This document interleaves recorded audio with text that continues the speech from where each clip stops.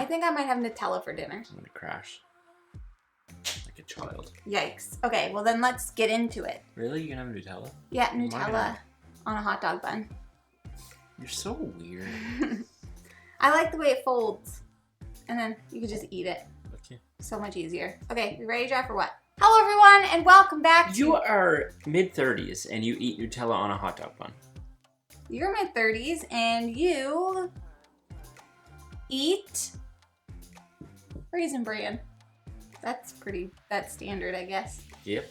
Well, guess what, Jeff? I'm young at heart. Right in here. Still a child. And I put berries on it for health. That's so bizarre. Just it's like a Nutella waffle, but instead of having the waffle, I'm having Have a piece of bread, though. You're not. Why a hot dog bun? I don't know. I just like it. I might actually do it on a bagel. That makes way more sense to me. Okay, fine. Are you satisfied? Yes. Good.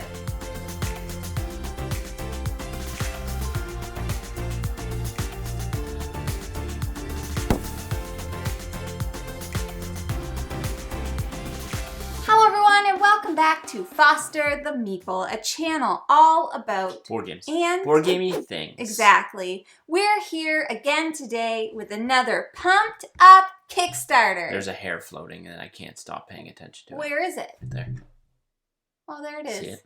Yep. And today's video is all about Meenakshi Temple. from Shrilly Games, sent to us by and sponsored by Shrilly Games. And I hope that I said that right. We did our best. So as per usual with our Kickstarter previews, we are going to start off with a little overview, jump into a discussion, and let's jump into that overview, shall we?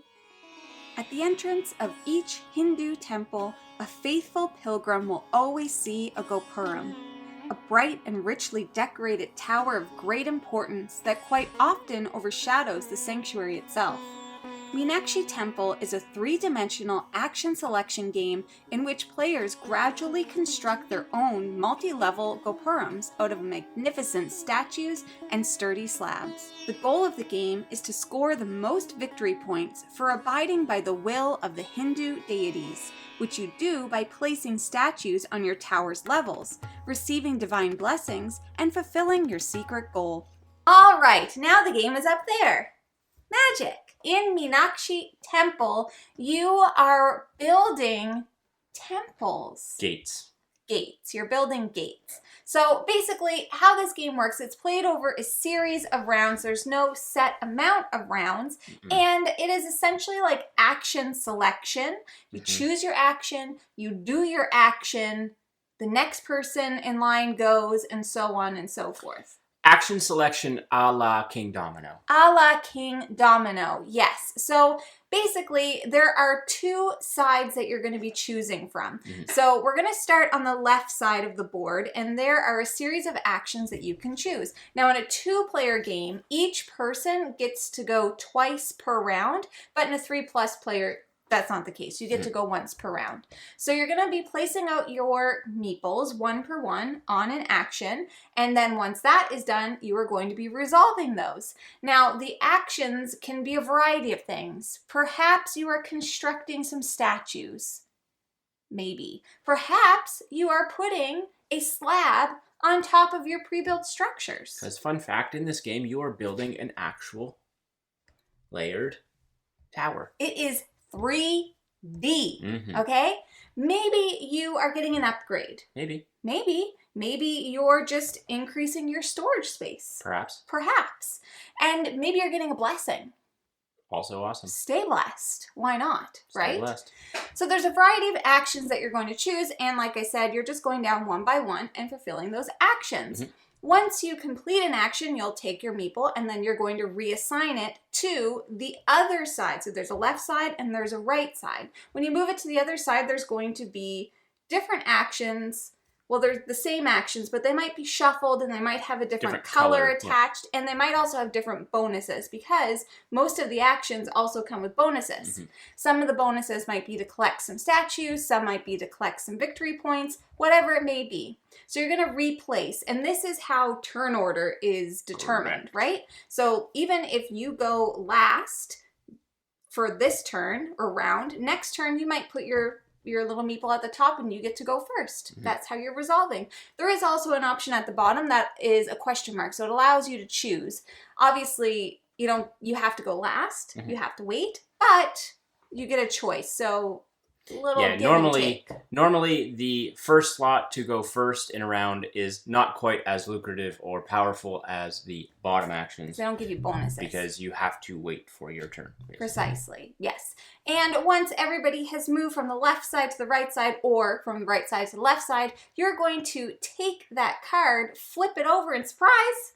It's a slab card on the other side, and the slab cards act as floors on the tower that you're building. A la Manara. A la Manara. So you're going to pull it. Each of those cards has a letter, and there's a designated spot for each letter. You're like, why do the letters matter? That's a great question, because one of the ways that you score points end of game is that you build a tower that has all the different letters in it. So you're going to get A, B, C, D, and E. A, B, C, D, and E. So anyways, you're placing it up at the top of the board. That's basically the game. You place your meeple, everybody places their meeples. You go through, you do the actions, you replace your meeple, you go through and you do the actions, and you continue on until one of two things becomes true. Either somebody has built 7 layers, including their bottom floor, of their tower, or 2 different colors of statues are gone from the supply.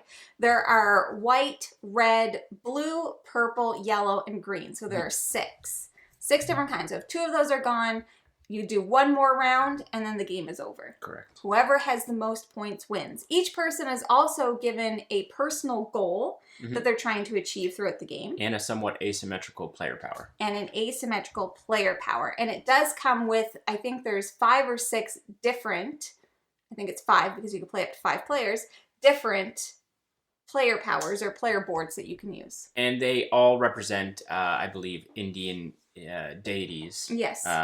And it kind of acts like they are providing you their favor. Exactly. Each of those boards actually flip over. So there's 2 versions. One of them, I think, is a little bit more advanced than the other. So for your first game, it suggests that you use the side with the white dot, which comes with 4 storage spaces.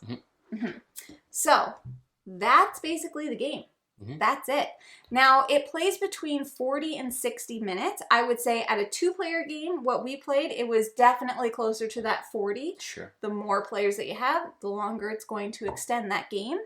We felt very much so, like, as Jeff has kind of alluded to already, it is a bit of a mix of King Domino in the action selection, a little bit of Manara with the building of the because layers. like each slab has a certain amount of slots that you can place your statues into, and you can basically play your statues in any of those slots, but you'll score extra points if colors match color. There's certain little sections that if you fill that full section, you'll get additional points. It's called a scene. But you also don't need to place all of the statues on the slab. No. There's certain sections that you have to fill before you can put in your next slab up. Yes. So it's a really kind of like give and take between like, I could place a bunch of statues on this slab and score a bunch of different points, but if someone else is building quickly and going for endgame, then I need to keep up with that kind of trajectory. Yes. What I found in our games is I was focused so much on placing purple on purple, green on green, white on white, because it gives you double points if you do that. Yeah. However, as I look over and Jeff's tower is increasingly getting larger, you start to kind of throw caution out the window and say, I just need to be able to place in these specific spaces that will allow me to add another layer.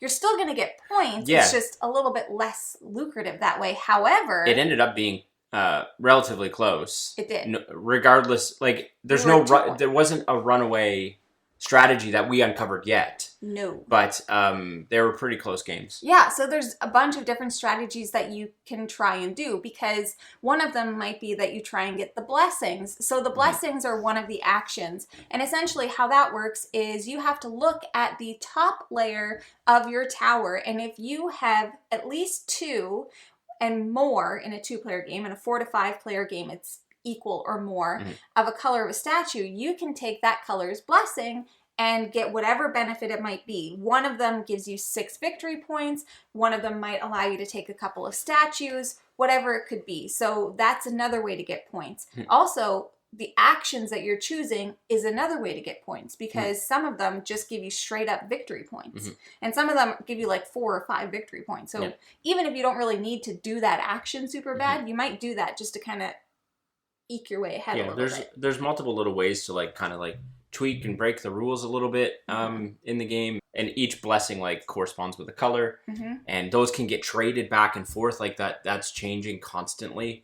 I would definitely put this game in the category of easy to learn, harder to master, in terms of like maximizing your score and figuring out the best strategy and those types of things. You're trying to make sure that you're optimizing what you can do on every turn. I think what you said is accurate. Like, it's easy to get into and play and just take the actions and do, and then it's a little bit heavier to maybe maximize your points each turn. For sure. So, Jeff, who might this game be for? I think it's for anyone that, again, likes that lightweight, puzzly type game, as well as having a little bit of a cool little like building mechanic. If you like that kind of like back and forth action selection piece, like we mentioned with King Domino, and honestly the theme. There is minimal player interaction in this game, so if that is something that you enjoy, just kind of building your own thing and working on your own puzzle, there's a little bit of interaction that could happen with like stealing the blessings and, you know, taking a spot that somebody maybe wanted to go to. But other than that, you're just kind of doing your own thing. So if that's the type of game that you enjoy, this could be a great option for you. I would definitely also say if you enjoy working on like a little puzzle, that could be it for you too. Action selection, all of that good stuff. One person I would say this game is not for is somebody who's super clumsy. Because if you knock your tower down, then that would be a big mess. And then you have to figure out where did everything go, because some of the goals coordinate with how you're placing things throughout the turn. So I'm just warning you now. Don't knock your temples over. Don't knock your temples over. That's just not your the gates. vibe. All right, so if you're interested in Meenakshi Temple, please check out the description below. We'll make sure to leave all the links and everything that you need down there. If it seems like something that you might be interested in, definitely feel free to check it out. Now, if you're interested in buying board games, not this one, yet, Kickstarter, okay? But if you're interested in buying other board games, you should first start by checking your friendly local gaming store. And for us, that is the Boardroom Game Cafe. Heck yeah, it is. Do you like snacks? I do. Do you like snacks from around the world? Absolutely. You know what? I don't think we've had any snacks from India yet. Not that I recall. Maybe in the next box. Maybe. Who knows? But where can you find those snacks? MunchPak. MunchPak. Exactly. Thank you so much for watching. If you like what you see, please subscribe. We hope to see you again soon. And now we say goodbye. Goodbye. Later days.